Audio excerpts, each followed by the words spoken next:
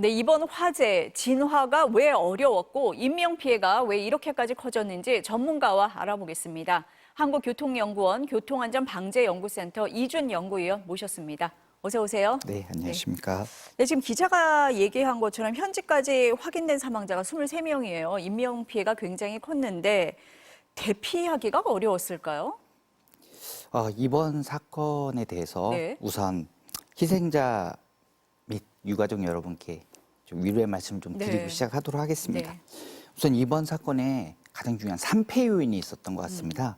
먼저 사전 감지를 못했다는 문제, 두 번째는 초기 소화를 하지 못했습니다.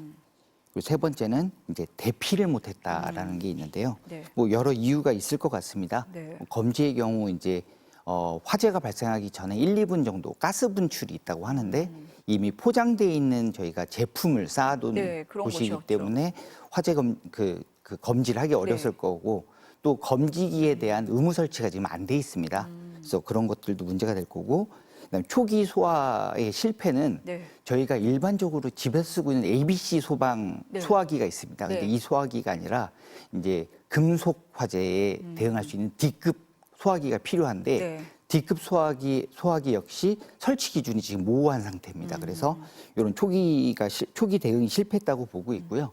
특히 대피는 2층에 있었던 그러니까 희생자가 2층에서만 네. 나왔다는 것은 지금 그렇죠. 분명히 대피 방법에 문제가 있었을 거고요. 네. 그 구조를 좀 보게 되면 네. 대피 방향과 화재 네. 방향이 서로 같은 방향에 있었습니다. 아. 무슨 말씀이냐면 네. 대피를 해야 되는 출구가 네. 화재가 발생한 지점이기도 했던 거죠. 지금 그래서 화면에 그림이 나오고 있는데 예, 그러니까 화재가 난 곳과 대피하는 곳이 같았다 이런 말씀이신 거죠? 예, 그러니까 네. 물건을 쌓아두는 쪽이 이제 네. 화물용 엘리베이터 옆이었을 거고 그 화물용 엘리베이터 옆에는 꼭 계단이 있습니다. 네, 그래서 수직 네. 이동을 가능하게 할 수 있고요.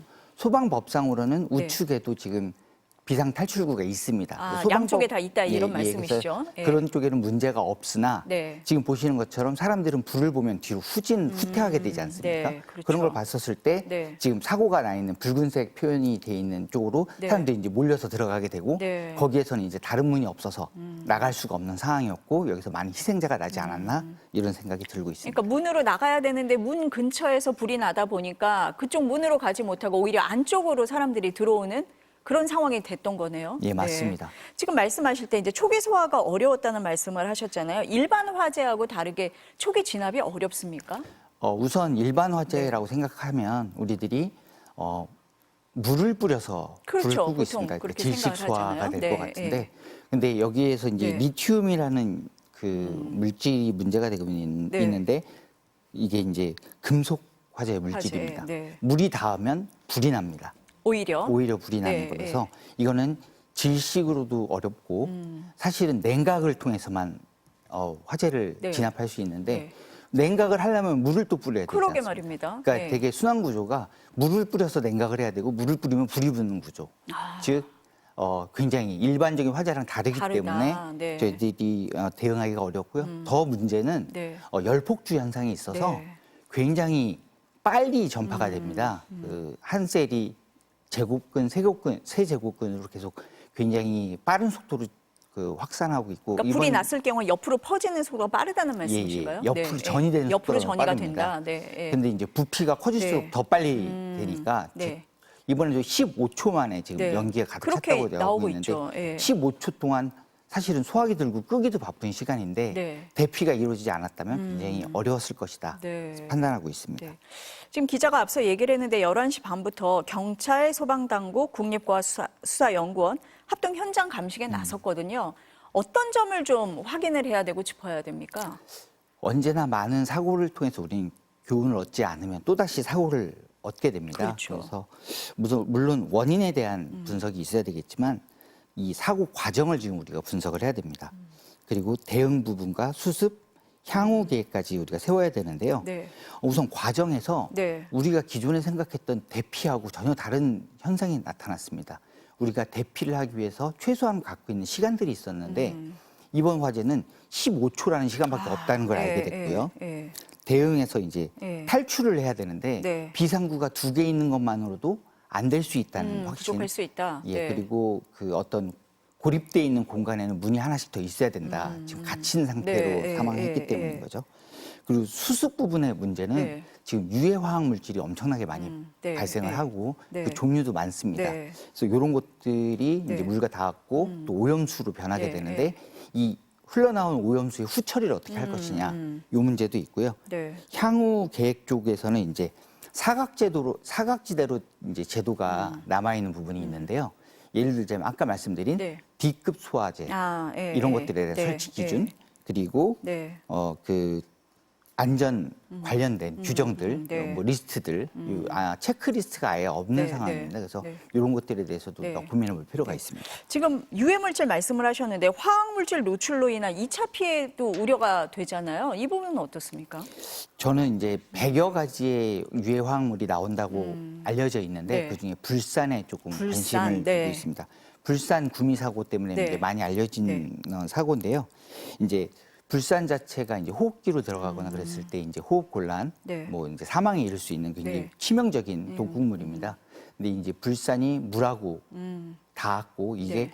지금 상태라면 네. 지금 토양과 그다음에 강에 흘러 들어가게 되는 상황입니다. 그 주변으로 예, 이미 흘러 들어가는 그런 상황이다. 상태고 네. 그리고 완진이 된 지 얼마 안 됐기 네, 때문에 네. 아직 유해화학 물질이 남아 있을 수 있습니다. 그래서 사실은 이 유해화학 물질에 대한 농도 측정도 네. 지금 시급하고 네.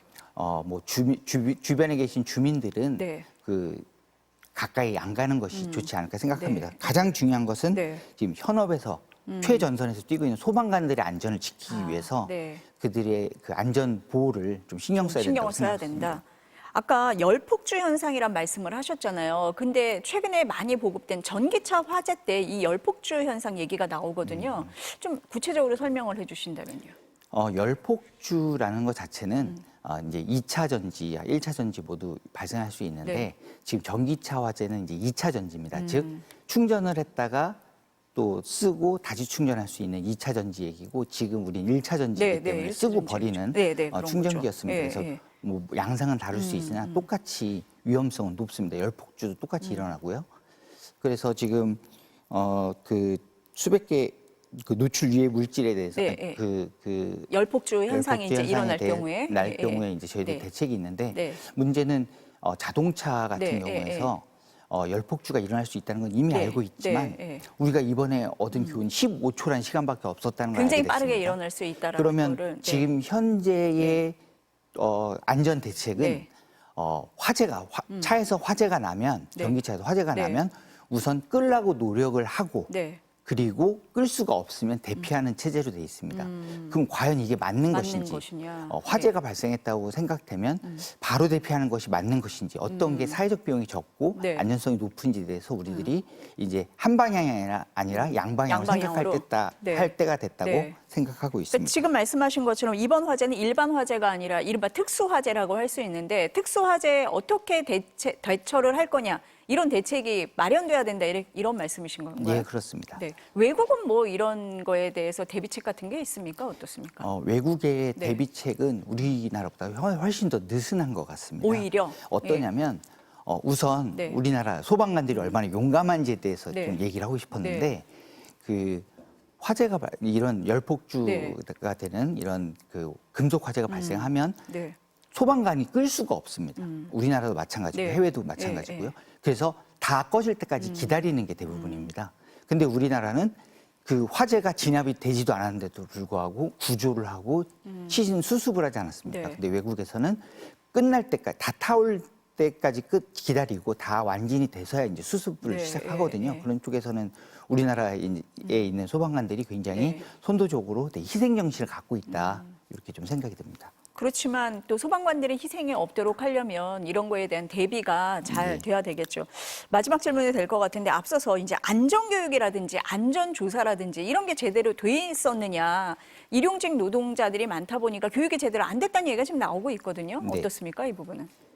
그건 이제 저희가 아직도 안전 중심의 사회보다는 이제 그 부중심의 사회를 네. 갖고 있기 때문인 것 같습니다. 일용직을 쓰는 것도 이제 여러 가지 사회적 문제를 갖고 있지만 일용직에게 과연 안전 교육을 시켰겠는가? 네. 그러니까 언어도 통하지 탈출구라든지 이 않고 정도는 안내를 했어야 되잖아요. 예, 네. 뭐 대피 네, 방법이라든가 대피나, 아니면 네, 이런 화재가 이룰 수 있으니 어디에 어떻게 대응을 해야 된다는 그렇죠. 걸 알려주도록 네, 규정은 돼 예. 있습니다. 하지만 그걸 얼마나 지켰느냐는 누구나 이제 좀 의문점이 있고 중요한 건 지금 약 그 주변 인근에 3,000개 이상의 유사한 영세 공장들이, 사업자들이 사업장들이 있는데 예. 이곳들에서 어떻게 이걸 대응할 수 있겠는가? 네. 현실적인 대응 방안은 무엇인가는 같이 고민해 봐야 될 필요가 있다고 네. 생각합니다. 그 1년 넘게 안전조사가 없었다고 하잖아요. 자체 점검으로 다 가름이 됐던 것 같은데 이런 부분은 어떻습니까? 우선 네. 그 자체 점검에 조사를 해봤습니다. 네. 이제 법적 그 관계가 어떤지를 봤더니 네. 소방 관련된 법이 아니라 그 유해화학 물질 안전법하고 네. 관계가 있었고요. 지금 법적인 규정에 돼 있는 네, 네. 조사들은 다 이루어진 겁니다. 이루어진 대로 한 거고요. 했는데도 이런 사고가 단 났군요. 문제는 체크리스트에 네. 이런 그 금속 화재에 대한 네. 체크리스트 항목이 아예 존재하지 않습니다. 그래서 화재에 체크리스트 존재 안 하면 규제하거나 점검할 또 그 어렵다. 대상이 안다고. 네, 네. 그래서 그런 것들에 대해서 좀 우리가 고민할 필요가 네. 있습니다. 이런 사고가 다시는 일어나지 않도록 일단 대비책이 좀 잘 마련돼야 될 것 같습니다. 오늘 말씀 감사합니다, 연구위원님. 네. 감사합니다.